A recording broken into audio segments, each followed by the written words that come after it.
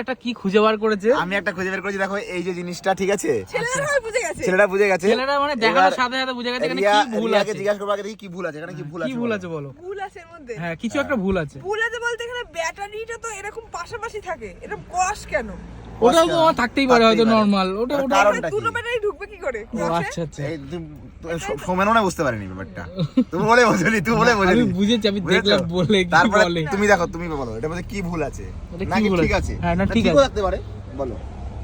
আমার তো মনে হচ্ছে ভুলই আছে। ভুল আছে? ক্রস কেন ব্যাটারিটা? ব্যাটারি তো ওখানে লেগে যাবে ব্যাটারির জায়গায়। কি করে লাগবে? একটা তো আরেকটার উপর উঠে যাবে। ও আচ্ছা আচ্ছা। তাই নাকি?